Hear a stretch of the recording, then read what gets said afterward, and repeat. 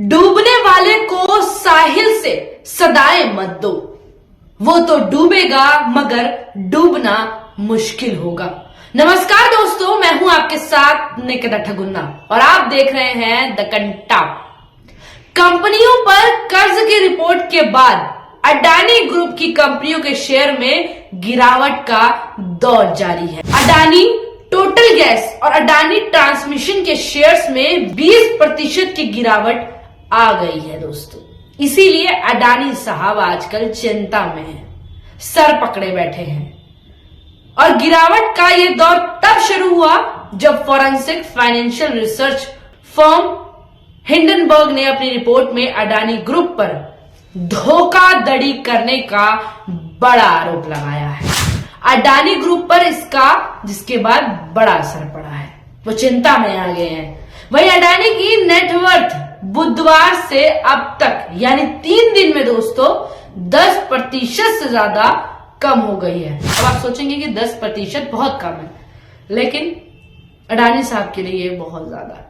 वही Bloomberg billionaires index के मुताबिक अडानी को 1.32 लाख करोड़ रुपए से ज्यादा का नुकसान हुआ है।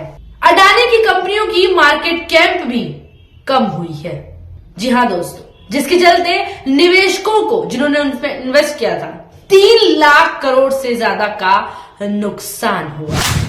वो कहते हैं ना, किसी की ऊंचाई भी आती है तो कोई नीचे भी गिरता है। इतना घमंड नहीं करना चाहिए। वही forensic financial research firm Hindenburg ने बुधवार को जारी रिपोर्ट में बताया कि अडानी ग्रुप की सभी 7 प्रमुख लिस्टेड कंपनियों पर काफी ज्यादा कर्ज है।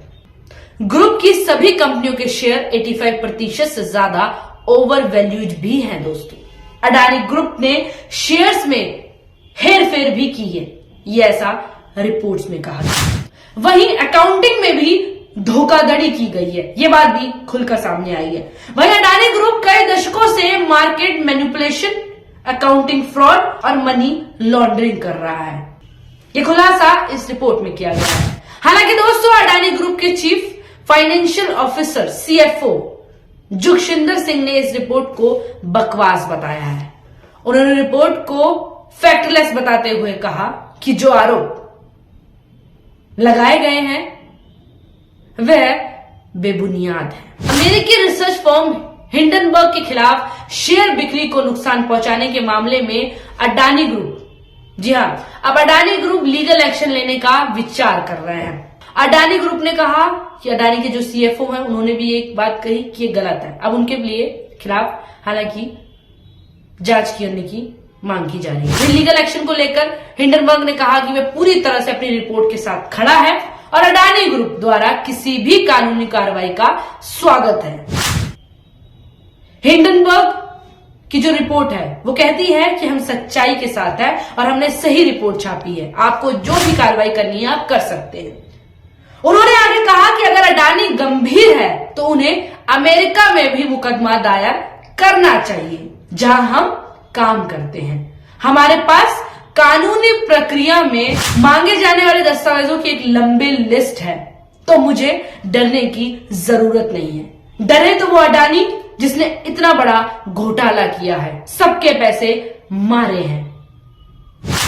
वहीं रॉयटर्स के खबर के मुताबिक security exchange board of India अब अडानी ग्रुप पर, जी हां दोस्तों, हिंडनबर्ग की रिपोर्ट का अध्ययन कर रही है। अब सेबी बताएगी कि कौन झूठ बोल रहा है, कौन सच बोल रहा है। अडानी हेलियम डील में इस्तेमाल SPV का ब्यौरा मांगा है।